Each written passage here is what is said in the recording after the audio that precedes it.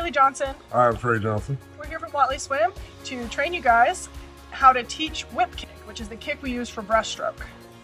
The way that we usually teach our clients to do whip kick is we start them with elementary backstroke. So for the kid, that means teaching them what we call chicken, airplane, soldier. Okay. Sometimes swim instructors will get more creative and come up with different names for the different positions instead of chicken, airplane, soldier, and we love that. Whatever the kids are interested in or whatever helps you remember the best, go ahead and put your own spin on this drill. Okay, for now we'll use the old school chicken, airplane, soldier. So we teach the kids, usually we'll start them with a game of Simon Says. For adults, you just explain it to them. Okay, we say, Simon says act like a chicken. Simon says act like an airplane. Soldier, and then you can trick them or whatever. But so this is the motion. You want to do chicken, airplane, soldier. Okay, and that way they learn to glide through the water. This is elementary backstroke. You do it on your back, and it teaches them the breaststroke kick. Okay, so just so you guys can get an idea, the way whip kick works is you bend your knees and then you circle your feet around like this. Okay, so we've got chicken, airplane, soldier. Okay, so at first it's really stilted and the kids do chicken, airplane, soldier. But eventually you want it to be more like a circle. Here you whip your feet around. That's why it's called whip kick, okay? When the kids are in the water and they're learning chicken, airplane, soldier, at first, you'll practice it with them standing up. Then you're going to hold the back of their heads and give them a chance to practice by themselves or saying the pattern to themselves out loud. Chicken, airplane, soldier. This way they memorize it when they're saying it out loud. Then, once they've been able to do that, you want to see if they're able to transition between chicken, airplane, and soldier by themselves. You can do this either by just letting them try, or you can have them practice floating like a chicken, floating like an airplane, and floating like a soldier. So right now we're going to have Trey try to float like a chicken. He's going to get on his back and bend his arms and legs. So lean back and then go to chicken position. Okay, good. This is a common mistake that some clients make. When you flex your hips, you want your hips to be flat and you're just bend at the knees, okay? Remember, your hips need to be up for you to float.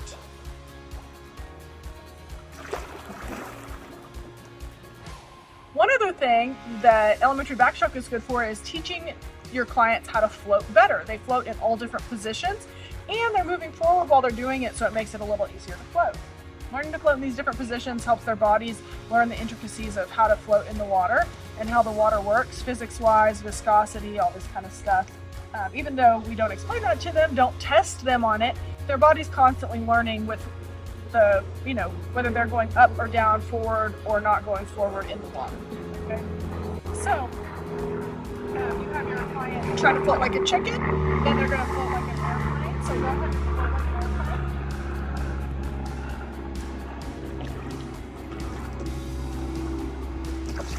And there, Trey's toes came up a little too much. He needs to keep his toes underwater. So we're going to try one more time. Toes underwater. Gentle, gentle. There. Nice and gentle with the toes under the water. That works perfect. Okay? All right, now we're going to float like a soldier. Same thing, nice and gentle, toes under the water. Arms and legs together.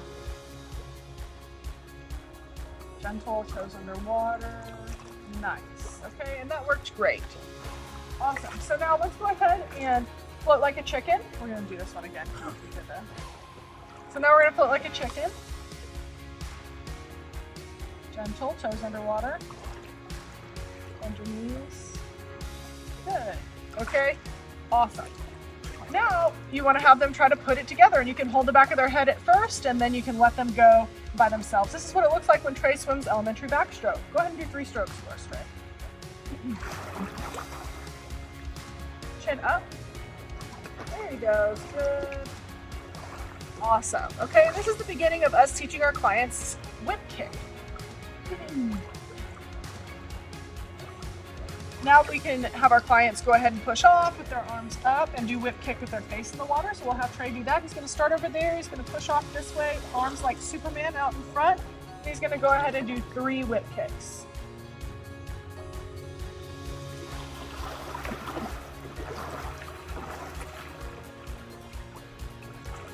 Great. Okay. Now, once you've gotten them started on this, there's just a little fine tuning left to do. Okay, a few finer points of whip kick are going to be the following. Once the client pulls their feet towards their butt, then their feet need to go outside their knees. So a lot of times when people think frog kick or breaststroke kick, they do their legs like this, but we really want them to do like this. Their knees are still going to separate, but we want the heels to make the first move. So heels make the first move. That's why we think of it like a circle. Okay, drawing a circle like this. Okay, instead of drawing the circle kind of with your knees, you want to draw it with the feet. Okay, so we're going to have Trey do his elementary backstroke again, and then he's going to come across and do his whip kick on his stomach again. Okay, and this is exactly how your clients will learn, and you'll fine tune it just like this.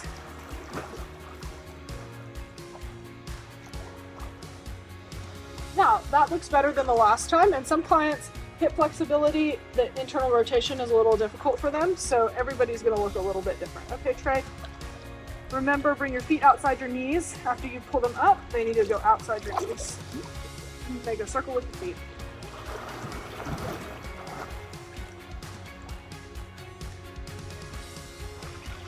Good.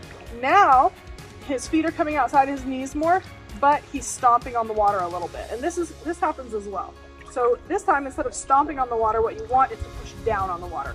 So instead of here and then here, you want to do this and push down. Okay, so just bring your feet to your butt and then push down on the water. Yeah.